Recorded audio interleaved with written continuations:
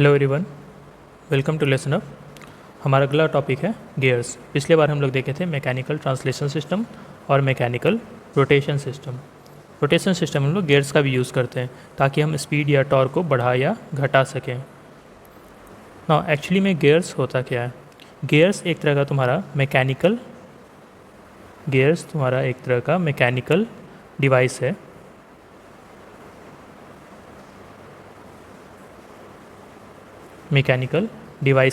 जो electric motor और load के बीच में एक इंटरमीडिएट एलिमेंट की तरह काम करता है, जो इलेक्ट्रिक मोटर को लोड से लिंक भी कर रहा है और एक इंटरमीडिएट एलिमेंट की तरह काम कर रहा है ताकि वो स्पीड या टॉर्क को बढ़ा या स्टेप अप कर सके या स्टेप डाउन कर सके।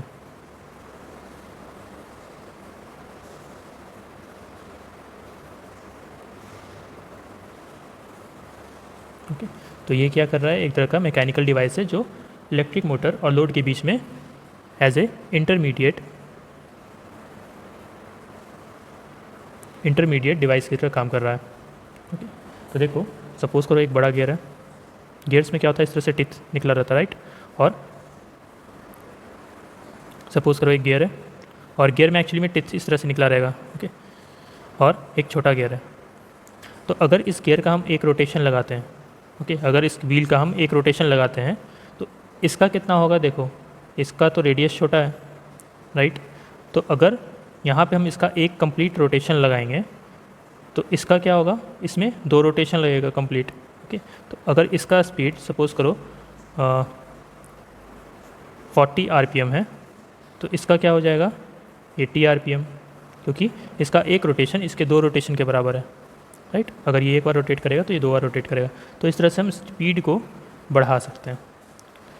नाउ इसके डायनेमिक्स क्या क्या हैं?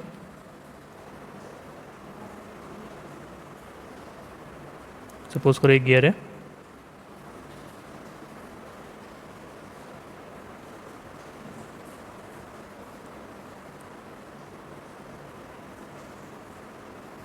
इसको हम एक एक्सिस पे रखें और इस पे टॉर्क लग रहा है T1 और एंगुलर डिस्प्लेसमेंट हो रहा है θ1। इसमें नंबर ऑफ टीथ है N1 और इसका रेडियस है R1। ये गियर 1 है। और एक और गियर है,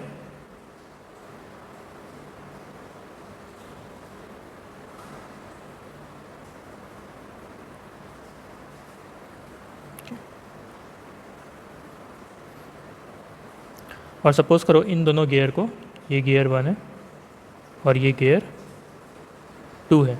तो सपोज़ करो अगर इन दोनों गियर को हम कनेक्ट किए हुए हैं, ओके, इन दोनों गियर को हम कनेक्ट किए हैं, तो अगर इसका टॉर्क इधर लगेगा, इसका टॉर्क इधर लगेगा, तो इसका टॉर्क इधर लगेगा अपोजिट डायरेक्शन में, θ2, राइट? और इसमें अगर N1 नंबर ऑफ टीथ है तो इसमें हम मानते हैं N2 नंबर ऑफ टीथ, या इसका रेडियस R1 है तो इसका सपोज करो रेडियस R2 है। तो यहाँ से तुम अगर रोटेट करो इस डायरेक्शन में, क्लॉकवाइज डायरेक्शन में, अगर हम इस पॉइंट से देखें, अगर क्लॉकवाइज डायरेक्शन में रोटेट करते हो तो ये किस डायरेक्शन में रोटेट होगा? एंटी क्लॉकवाइज डायरेक्शन में होगा। ओके, नाउ अगर इसके डायनेमिक्स के बारे में बात करें, T is torque on gear wheel in Newton meter, R is the radius of gear wheel in meter, theta is angular displacement in radian, and n is the number of teeth on the circumference of gear wheel।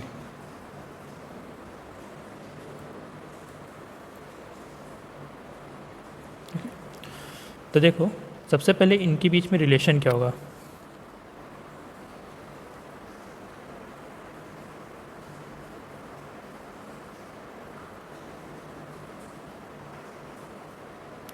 तो इनके बीच में relation क्या होगा, यहाँ पे n क्या है, number of teeth. तो जितना नंबर ऑफ टीथ रहेगा that is proportional to torque.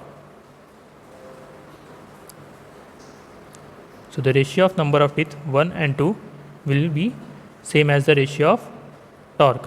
और देखो जितना ज़्यादा नंबर ऑफ टीथ रहेगा, ज़्यादा नंबर ऑफ टीथ कब हम प्रोवाइड कर सकते हैं, और सपोज करो ये एक तुम्हारा गियर है और एक ये गियर है, दोनों में टीथ का साइज़ सेम है। ओके, दोनों में टीथ का सपोज करो साइज़ सेम है, तो इसमें जितना नंबर ऑफ टीथ रहेगा उससे ज़्यादा नंबर ऑफ टीथ इसमें रहेगा, right.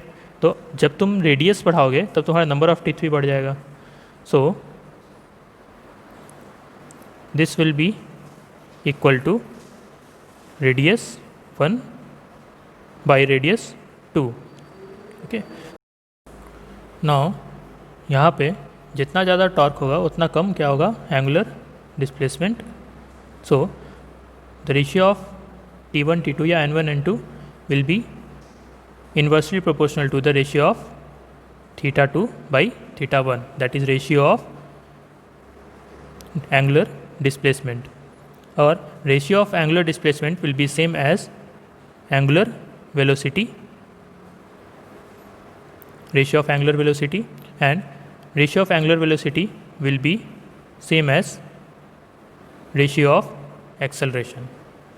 okay,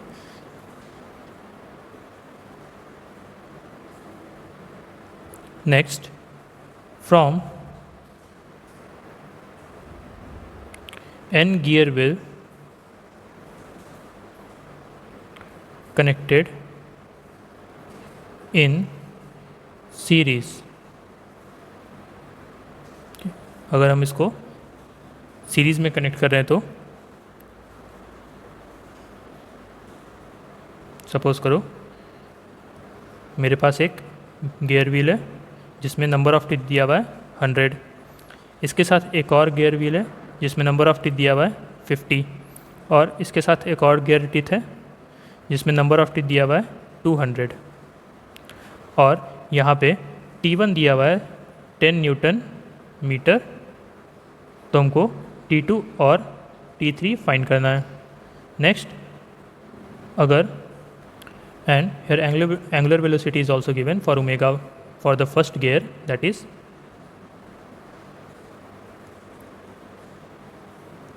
and we need to find omega 2 and omega 3। now अगर हम इसको कैलकुलेट करो, सपोज करो इसको हम सीरीज़ में कनेक्ट किए हैं, राइट। तो N1 by N2 will be equal to torque on first gear divided by torque on second gear. So N1 कितना है 100, N2 कितना है, सपोज करो N1 है, N2 है, N3। तो N1 कितना है 100 बाई N2 कितना है 50, एंड टॉर्क 1 दिया हुआ है दैट इज़ 10, और हमको टॉर्क 2 निकालना है। So T2 will be 5 newton metre. Now the ratio of T1 and T3 will be same as the ratio of N1 and N3। so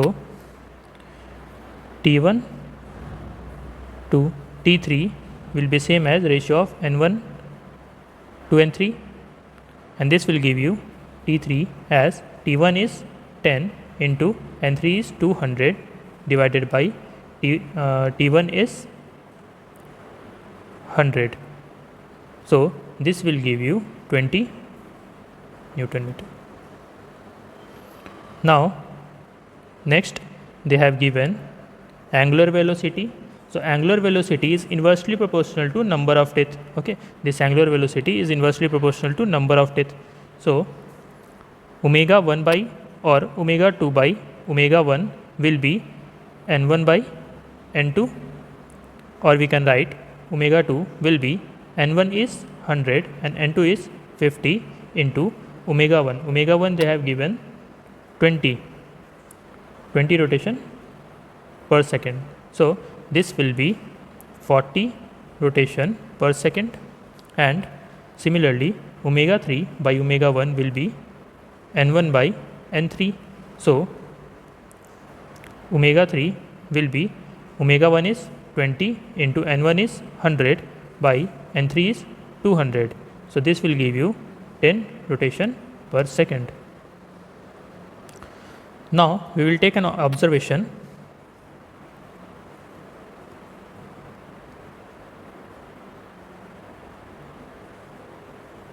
If n1 is greater than n2, our first observation is n1 is greater than n2. If n1 is greater than n2 means here n1 is greater than n2 means here torque will also increase. If n1 is greater than n2, then torque will decrease and angular velocity will increase. I am talking with respect to the second gear. Torque will decrease and angular velocity will increase. Okay, see, torque T2 decreases, T1 is 10 and T2 is 5, so decreases, and angular velocity omega 2 is increased. Okay, initially it was 20 rotation per second. Now in this omega 2 was 40 rotation per second, so angular velocity increase. So this was first observation. In our second observation, if n1 is equal to n2, so if n1 is equal to n2, there will be no change in torque or speed. Okay, if there is no change, it means if n1 is equal to n2, then the ratio of n1 by n2 will be equal to 1, and this will be same as T1 by T2, or we can tell that T1 will be equal to T2. In the same way, n1 by n2 will be equal to 1, and this is equal to angular velocity of second gear by angular velocity of first gear. So this will give you angular velocity of second gear should be equal to angular velocity of first gear. So here torque will not change and speed will also not change. Now suppose करो एक motor है,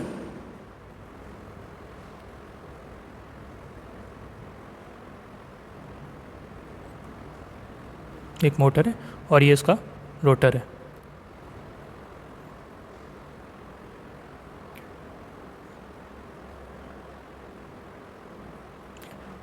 और ये rotor एक gear system में जा रहा है.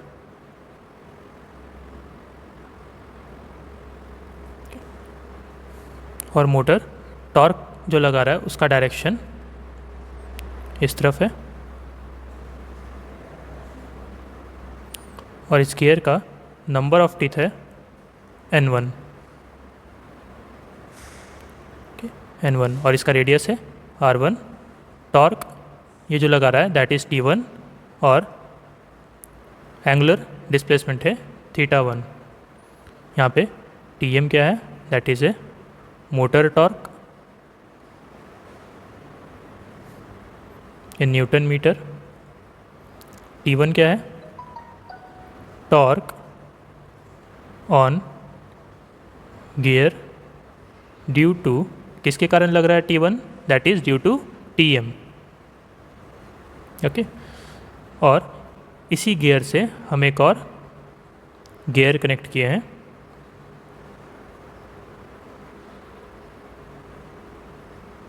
इस गियर में जो टॉर्क लग रहा है दैट इज़ T2, और एंगुलर डिस्प्लेसमेंट है θ2. इस टॉर्क का रेडियस है r2, और इसमें नंबर ऑफ टीथ है नंबर ऑफ टीथ है n2. ये गियर से हम एक लोड कनेक्ट किए हैं.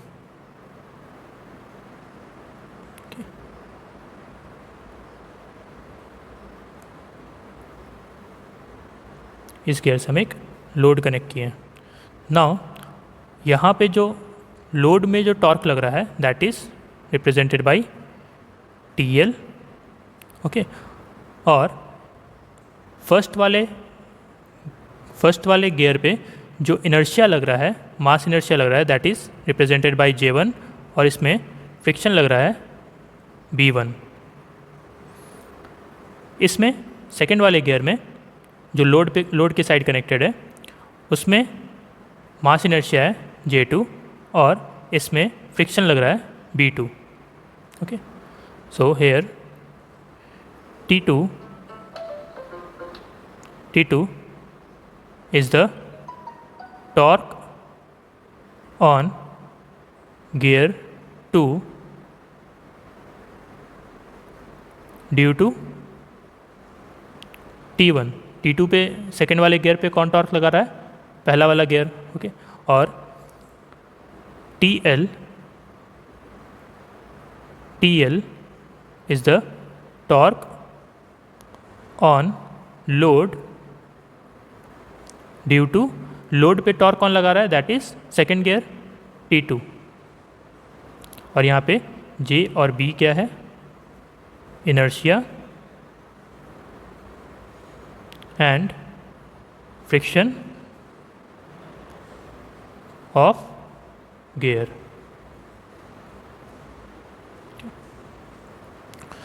तो देखो यहाँ पे मोटर टॉर्क लगा रहा है फर्स्ट गियर पे। ओके, तो मोटर टॉर्क लगा रहा है Tm और फर्स्ट गियर पे टॉर्क लग रहा है T1। तो T1 किसके कारण लग रहा है? Tm के कारण।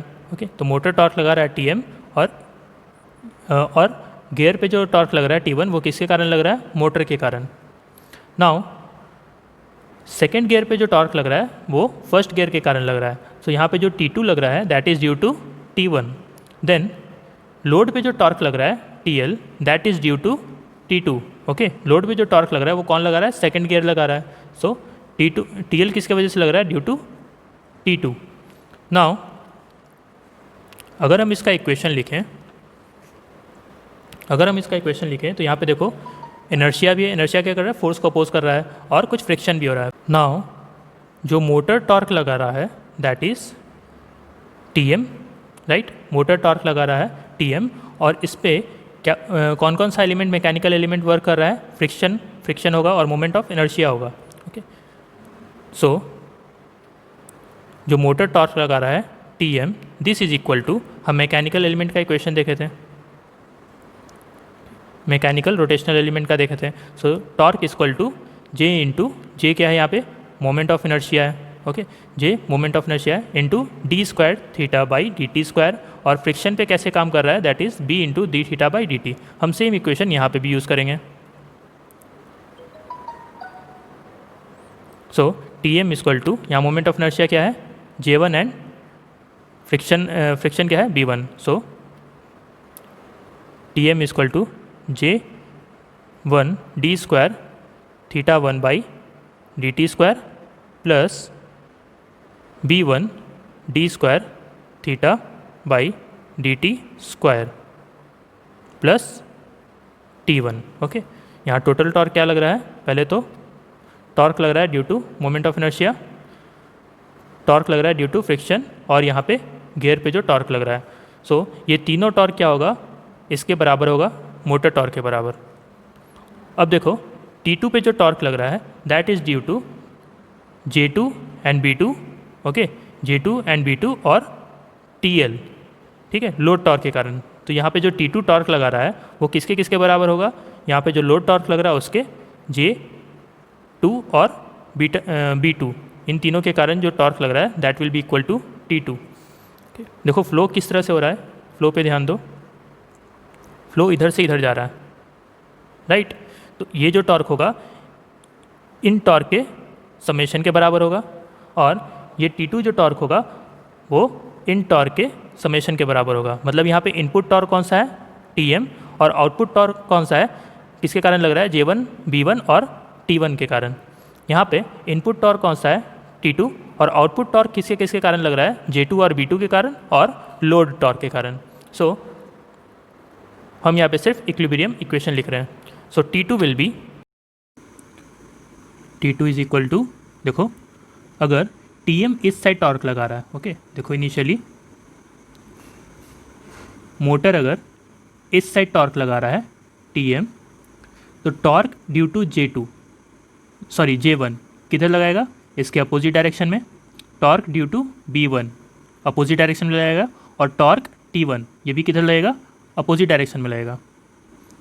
नाउ अगर T1 अपोजिट डायरेक्शन इस डायरेक्शन में लग रहा है तो T2 का डायरेक्शन क्या होगा, this will be like this, T1 के अपोजिट, ओके। और T2 अब इस डायरेक्शन में लग रहा है तो यहाँ पे टॉर्क ड्यू टू J2 किधर लगेगा, उसके अपोजिट डायरेक्शन में, टॉर्क ड्यू टू B2 किधर लगेगा, उसके अपोजिट डायरेक्शन में, और टॉर्क TL लगेगा उसके अपोजिट डायरेक्शन में T2 के। सो यहाँ पे T2 का इक्वेशन क्या हो जाएगा, that is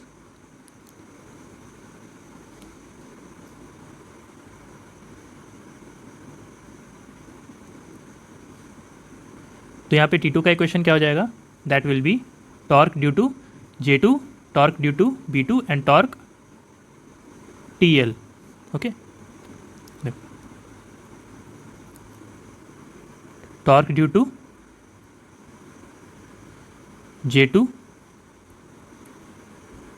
J2 plus torque due to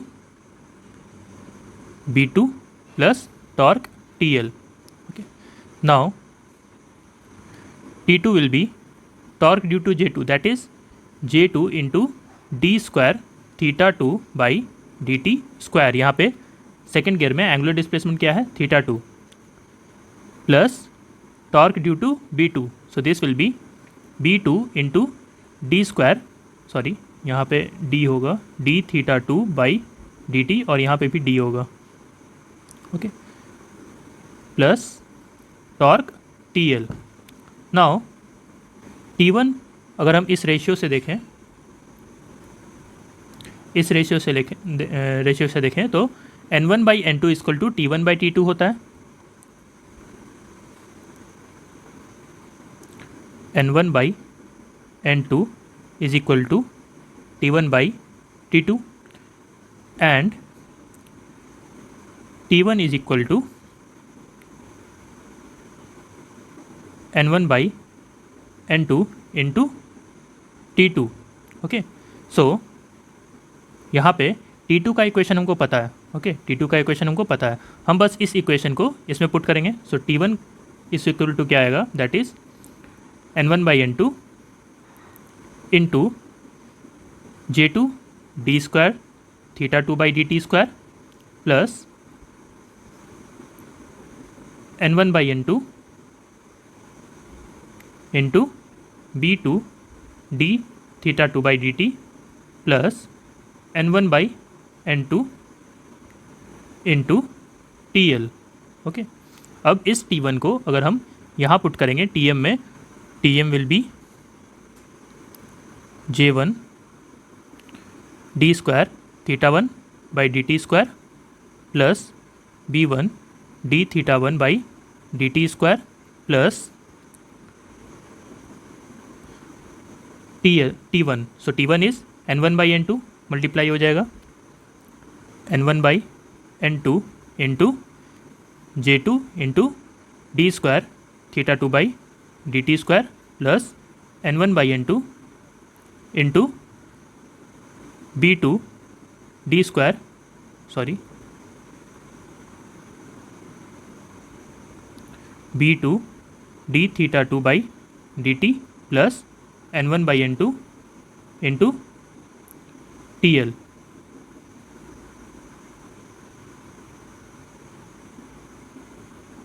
okay. Now अब देखो, सेम एज जैसे ट्रांसफार्मर में हम लोग वोल्टेज को स्टेप अप या स्टेप डाउन करते थे, उसी तरीके से यहाँ पे हम लोग क्या कर रहे हैं, यहाँ पे हम लोग टॉर्क या स्पीड को हम लोग स्टेप अप या स्टेप डाउन कर रहे हैं, राइट। टॉर्क या स्पीड को हम लोग स्टेप अप या स्टेप डाउन कर रहे हैं। सेम वे में वहाँ पे हम लोग ट्रांसफार्मर में क्या यूज़ करते थे, टर्न्स रेशियो यूज़ करते थे, उसी तरीके से यहाँ पे भी हम लोग यूज़ कर रहे हैं। नाउ ट्रांसफार्मर में हम लोग क्या करते थे, सेकेंडरी में जो भी तुम्हारा इम्पिडेंस वैल्यू था, जो रेजिस्टेंस वैल्यू था, सेकेंडरी पार्ट को हम लोग प्राइमरी पार्ट में शिफ्ट करते थे और फिर इक्विवेलेंट डायग्राम बनाते थे, राइट, और इक्विवेलेंट पैरामीटर फाइंड आउट करते थे। उसी तरीके से अगर यहाँ पे भी सेकेंडरी क्या है, गियर टू अगर हम सेकेंडरी को मोटर साइड गियर में अगर शिफ्ट करेंगे तो वहाँ पे इक्विवेलेंट इनर्शिया और इक्विवेलेंट फ्रिक्शन का वैल्यू क्या होगा, ये हम कैलकुलेट करेंगे। सो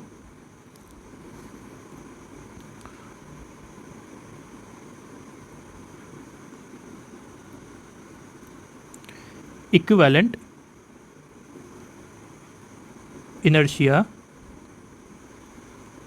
and friction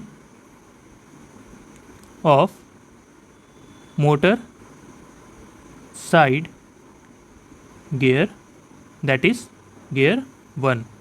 ओके, अगर हम गियर टू के साइड जो इनर्शिया और फ्रिक्शन लग रहा है, अगर हम उसको गियर 1 के साइड लेकर आएंगे और फिर वहाँ पे टोटल हम इनर्शिया और फ्रिक्शन कैलकुलेट करेंगे तो वो क्या आएगा। ओके, तो हम क्या कर रहे हैं, जो लोड साइड मेरा गियर है उसके इनर्शिया और फ्रिक्शन को हम मोटर साइड वाले गियर में ला रहे हैं। तो यहाँ पे देखो, अगर हम मोटर साइड की तरफ लेकर आएंगे तो यहाँ पे जो टर्म है θ2, ओके, ये जितने भी एंगुलर डिस्प्लेसमेंट है θ2, इन सब को हमको θ1 में कन्वर्ट करना पड़ेगा। ओके, तो यहाँ पे देखो, हमें एक इक्वेशन पता है दैट इज़ n1/n2। अगर हम एंगुलर डिस्प्लेसमेंट के टर्म में देखें, यहाँ पे देखो एंगुलर डिस्प्लेसमेंट के टर्म में, तो n1/n2 इक्वल टू क्या होता है θ2/θ1। Okay, n1/n2 equal to θ2/θ1। Okay, now ये क्लियर है। अगर सपोज करो एक गियर में तुम्हारा नंबर ऑफ टीथ ज़्यादा है और एक गियर में नंबर ऑफ टीथ कम है, यहाँ पे n1 is greater than n2, तो अगर सपोज करो इस गियर को अगर हम यहाँ तक रोटेट करते हैं, तो इस गियर में रोटेशन क्या हो जाएगा, ज़्यादा होगा इससे, राइट, क्योंकि इसका रेडियस कम है। ओके, तो यहाँ पे रोटेशन क्या हो जाएगा, ज़्यादा हो जाएगा। सो यहाँ पे θ1 और यहाँ पे θ2 क्या होगा, θ2 should be greater than θ1। Okay, तो यहाँ पे क्या है, कैसा है, ये इन्वर्सली प्रोपोर्शनल है, तो यहाँ पे n1/n2 इक्वल टू θ2/θ1 आएगा। नाउ अगर इसको हम ऊपर नीचे डिफ्रेंशिएट कर दें, then this will be dθ2/dt divided by dθ1/dt आएगा। और फिर से हम इसको अगर डिफ्रेंशिएट कर दें, क्योंकि यहाँ पे देखो टर्म क्या है, d2θ2 है, राइट, यहाँ पे देखो टर्म क्या है, d2θ2 है, तो हमको इसको क्या करना है, d2θ1 में कन्वर्ट करना है।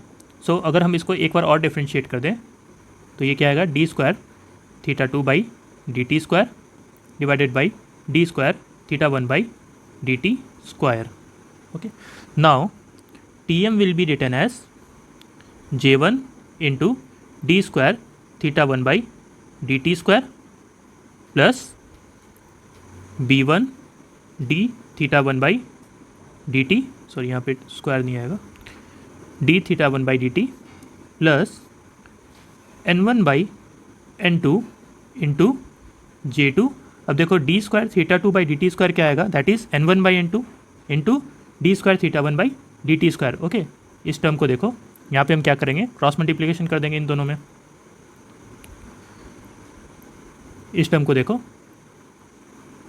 यहाँ पे हम क्या करेंगे, हमको क्या करना है, d2θ2/dt² को हमको d2θ1 में कन्वर्ट करना है, तो क्या होगा, that is n1/n2 into d2θ1/dt²। सो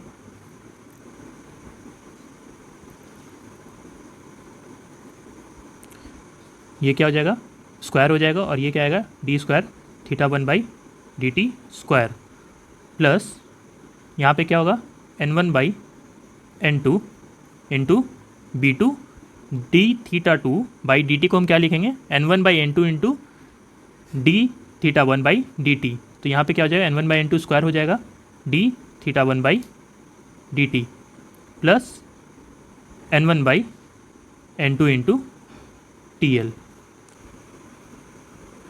यहाँ पे जितने भी इनर्शिया वाले टर्म है उसको एक साथ ले लेंगे, और फ्रिक्शन वाला टर्म है उसको हम एक साथ कर देंगे। तो ये इक्वेशन किस तरह से आएगा, Tm equal to J1 plus n1/n2 square into J2 into d2θ1/dt², right. अब जितने भी फ्रिक्शन वाले टर्म है उसको हम एक साथ ले लेंगे। तो यहाँ पे क्या आएगा, plus B1 plus N1/N2 square into B2 into d1/dt plus N1/N2 into load torque. Okay, now अब इस इक्वेशन को ध्यान से देखो, यहाँ पे इक्विवेलेंट इनर्शिया क्या आ रहा है,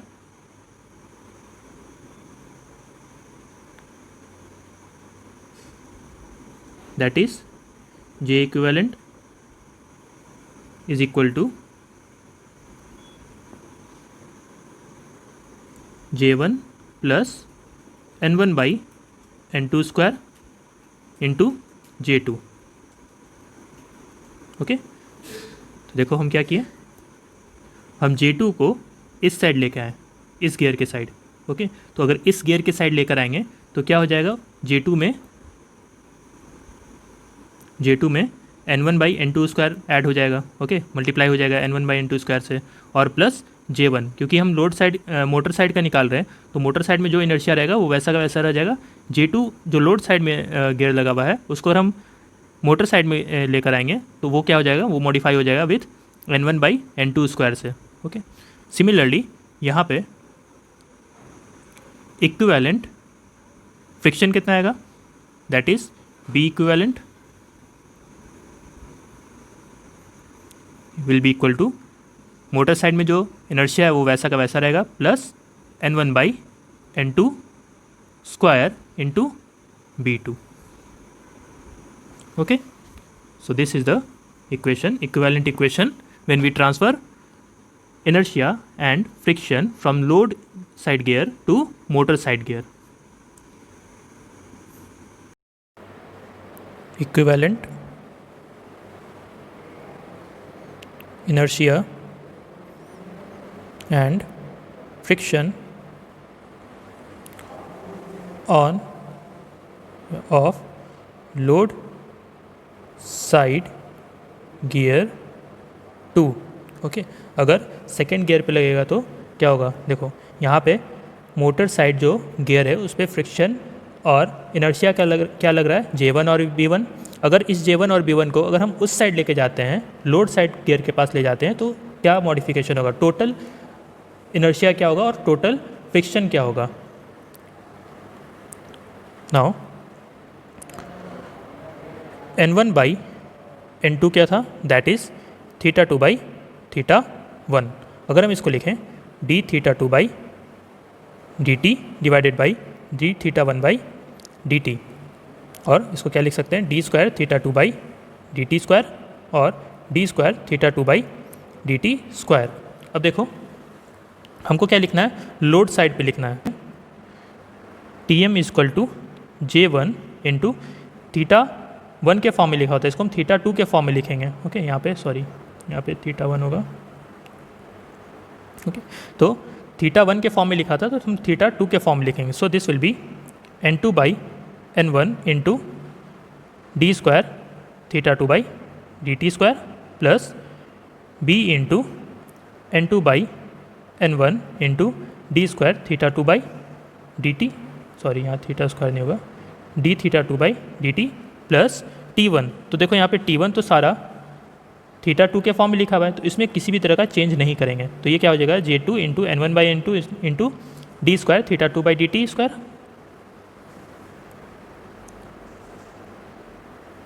N1/N2 into J2 D square θ2/dt square plus N1/N2 into B2 into dθ2/dt plus N1/N2 into TL। अब देखो हम कहाँ निकाल रहे हैं, लोड साइड निकाल रहे हैं। जब मोटर साइड गियर हम के पास निकाल रहे थे तो हम वहाँ पे मोटर वाला TM का इक्वेशन लिए थे, अब हम लोड साइड गियर के पास निकाल रहे हैं तो हम TL का इक्वेशन लेंगे। यानी कि TL का इक्वेशन किस तरह से आएगा, अगर हम इस वैल्यू में N2/N1 से मल्टीप्लाई कर देंगे तो हम सारे इक्वेशन में मल्टीप्लाई कर देंगे N2/N1 से, तो हमको यहाँ पे क्या मिलेगा, TL मिलेगा, right. So N2 by N1 into Tm, this will be equal to N2 by N1 square हो जाएगा यहाँ पे J1 d square theta 1 by d t square plus N2 by N1 square B1 d, यहाँ पे theta 2 होगा, d theta 2 by d t plus J2 d square theta 2 by d t square plus B2 d theta 2 by d t plus TL। Okay, N2 by N1 into Tm is equal to, हम J1 को common ले लेते हैं यहाँ पे, जितना भी मेरा J1 और J2 वाला मेरा टर्म है, इनर्शिया वाला टर्म है, उसको हम कॉमन ले रहे हैं, उसमें हम कॉमन लेंगे तो यहाँ पे क्या आ जाएगा, यहाँ पे इनर्शिया वाला टर्म को हम एक साथ लेते हैं, that is N2 by N1 square J1 plus J2 into D square theta 2 by d t square plus जितना भी फ्रिक्शन वाला टर्म है उसको हम एक साथ लेंगे, then in this will be N2 by N1 square d theta square B1 plus B2 d theta 2 by d t plus क्या बचेगा, लोड टॉर्क। नाउ ये तुम्हारा क्या है, इक्विवेलेंट इनर्शिया, और ये क्या है तुम्हारा इक्विवेलेंट फ्रिक्शन। नाउ अगर हम मोटर साइड के इनर्शिया और फ्रिक्शन को लोड साइड लेकर आएंगे तो इक्विवेलेंट इनर्शिया क्या हो जाएगा, that is N2 by N1 J1, यानी कि मोटर साइड का जो इनर्शिया है वो मॉडिफाई हो जाएगा plus J2। Okay, load side का जो इनर्शिया है वो वैसा का वैसा ही रहेगा। और अगर मोटर साइड का जो फ्रिक्शन है उसको हम लोड साइड लेकर आएंगे तो इक्विवेलेंट टोटल मेरा फ्रिक्शन क्या होगा, that is N2 by N1 square into B1 plus जो लोड साइड में फ्रिक्शन है B2 वो वैसा का वैसा रह जाएगा। ओके, तो देखो ये चीज़ एग्जैक्टली किसकी तरह है, ट्रांसफार्मर की तरह, वो भी तुम्हारा वोल्टेज को स्टेप अप स्टेप डाउन करता है, ये भी तुम्हारा क्या करता है, स्पीड और टॉर्क को स्टेप अप या स्टेप डाउन करता है। वहाँ पे रेजिस्टेंस और इम्पिडेंस जो वैल्यू था उसको हम ट्रांसफ़र करते थे from primary side to secondary side, और वो इसी तरीके से नंबर ऑफ टर्न्स के अकॉर्डिंग मॉडिफाई होता था। यहाँ पे नंबर ऑफ टर्न्स नहीं है, यहाँ पे नंबर ऑफ टीथ है, और यहाँ पे इम्पिडेंस नहीं है, यहाँ पे इनर्शिया और फ्रिक्शन है। ओके, बाकी सारा चीज़ सेम है।